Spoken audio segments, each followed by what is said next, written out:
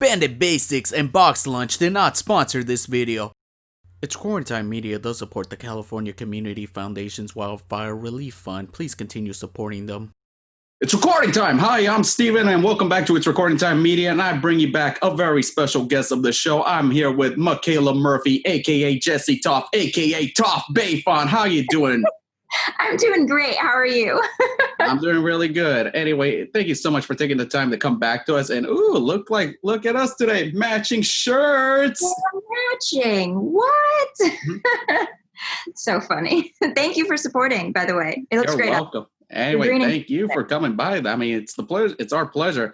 Anyway, tell us about how'd you came up with the idea to create your own merch line?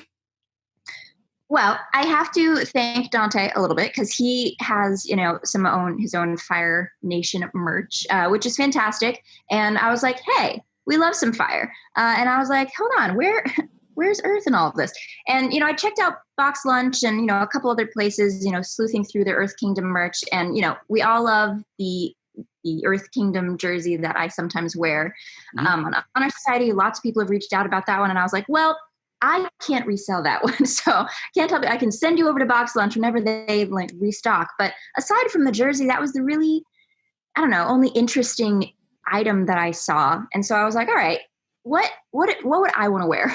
What's something, a style, what's a phrase, what artwork, what's something that I would like to wear on a day-to-day basis that isn't just like a picture of Toph on a t-shirt, which is great. But I, personally probably wouldn't wear that. So I kind of went into the mindset of like maybe a modern Toph and kind of a more comfy either loungewear or like kind of street style that was a bit oversized and comfortable, obviously. All about comfort. Comfort's number one. And yeah, so I kind of came up with, the idea of her being like, a soul of a badger mole. That was just like a phrase I came up with. And then I sleuthed and found some artists to help collaborate on creating this first design, and then from there kind of went on to make the shorts and then the hoodie and then masks because 2020. And I know the socks, I came up with the twinkle toe socks. I know they're controversial because Toph is barefoot. She doesn't wear socks, she doesn't wear shoes. I know this, but everybody else does.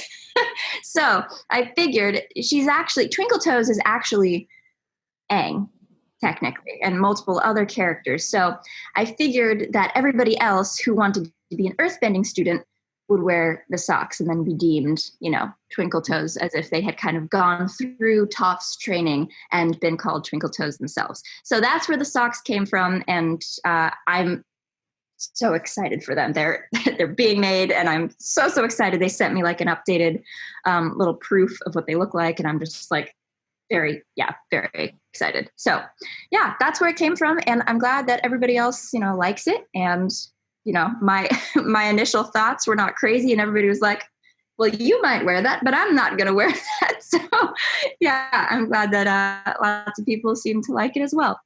Yeah, I mean, I myself have been digging it pretty well, and I've pre-ordered a couple of things. And of course, for me, when it comes to merch, I'm more of a big fan of getting coffee mugs, that kind of thing. Do you have any plans to release that kind of stuff? Sure, definitely. I'm very much learning. This is a quarantine discovery moment. And I was kind of using different levels. The t-shirt is pretty universal. Lots of people wear t-shirts. Shorts and then the masks and the socks, those are a bit more specific. So I wasn't sure if those were going to be as popular. And I have thoughts, hopefully, fingers crossed, for November, maybe December, to kind of try a couple more ball cap, mug, tote, that sort of thing, and just kind of pool and see what people would be interested in. Because it's a numbers game, as I'm sure lots of people know. So as long as about 50-ish people are interested, usually we can get something and have it not be absurdly expensive.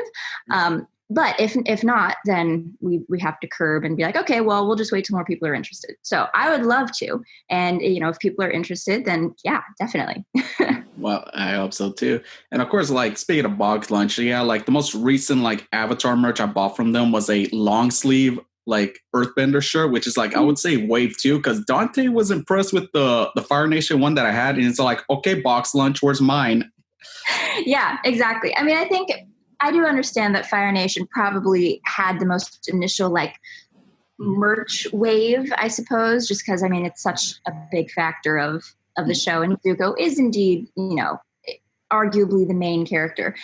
So I understand. But yeah, there are lots of little Earth Kingdom lovers that are just like, hey, hold on a second. I want something that looks, that good and feels like that comfortable for me. So yeah, they're expanding a little bit, but I'm not really a fan of all the things they have to offer. So. Mm-hmm. Yeah, it's like I myself too. And moving on, do you hope to make like that Badger Mo plush that I heard over your live stream? Oh my gosh, a couple people have actually suggested that, and we were like, what does it take to make a plushie from kind of scratch using like an original animal? Because it's not just like a teddy bear and you slap like a color on it, And so we've been doing some sleuthing. Some are very expensive. They're like, you can make any, specific drawing into a plushie, and it's like $150. And we're like, okay, so not that, but maybe there's a different version. So we're pooling information, trying to see what we can come up with, because that would be really great. We would love that. We're big stuffed animal people. So if we can figure that out, yes, we definitely will do that. Yeah. I've been surprised that there actually are some YouTubers that actually have plushies of themselves. And it's like, who's going to want to buy that? But yeah, it's like, it's like, especially how their audience isn't for like kids. Yeah, exactly.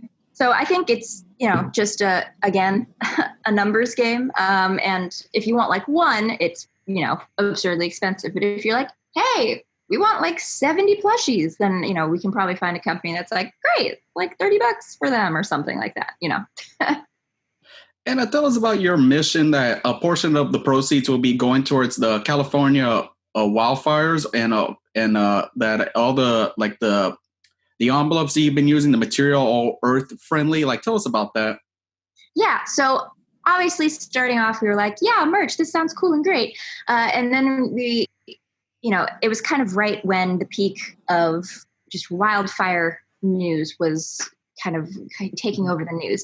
And we were like, okay, Toph is about Earth across the board. So I think we need to be always in support of some sort of Earth-based foundation. And so at the time, Cal Fund, which is supporting wildfire relief, we were like, that just makes sense. The Earth is burning, so we want to help.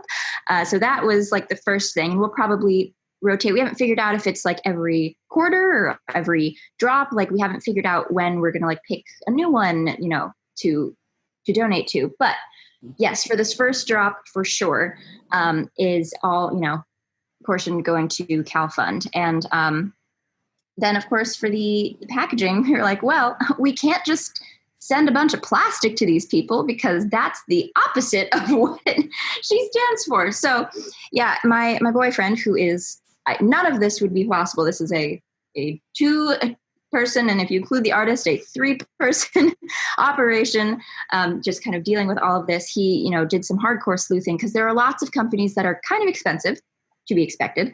And Eco Enclosed was actually very, very reasonable for what they offer. A lot of their ink, I don't want to say 100%, but I'm pretty sure all of their ink that they use for printing on the bottoms. Oh, I'm getting a thumbs up. Yes. All of the ink for like information on their packaging is algae, and all of the, envelopes are biodegradable and recyclable. And even the little plastic slips that we put the apparel in so that, if it rains or something, the package gets wet, your shirt, your whatever doesn't get wet. So we have a little like plastic slip that comes in. That is too recyclable. So all of that is safe for the environment. It's not going to get caught on a turtle's face and, suffocate them. It's, great, because that's what we want to avoid.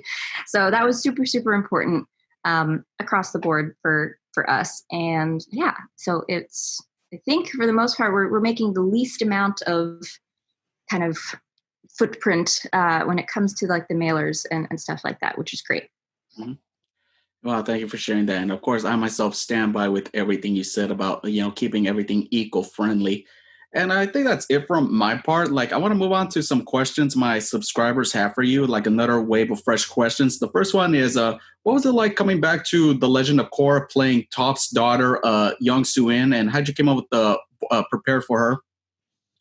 It was great. I had been, away from the show for a couple of years, focusing on high school and thinking I was going to med school and, back in my earlier years.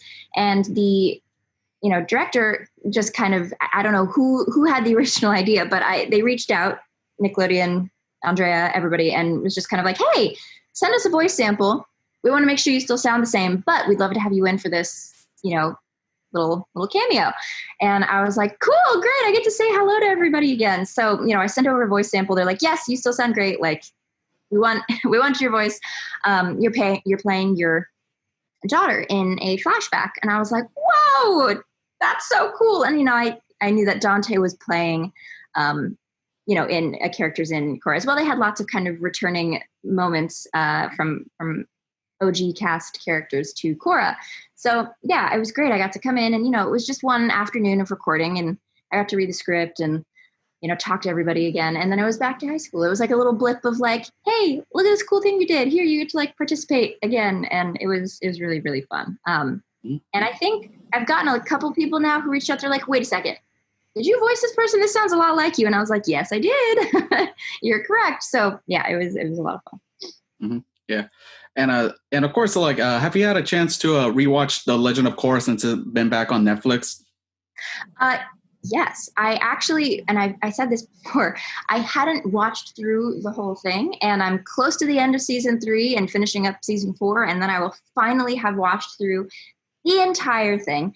I just hadn't before. I hadn't gone through. I'd maybe gotten through season 1 or almost all of season 1. Yeah, and so I didn't have the opportunity. But now I'm almost done, and I can say that I officially watched all of ATLA and Korra. What are your thoughts on how old Toph was depicted on this in The Legend of Korra? Because not a lot of fans were that thrilled of her like bad parenting, and especially a little controversy is that why would Toph be a police officer when she hated authority as a kid? Yeah, there are lots of different ways that that could be interpreted. I think I haven't seen full, old Toph yet. I haven't seen all of her in, by herself in the woods yet when she's old.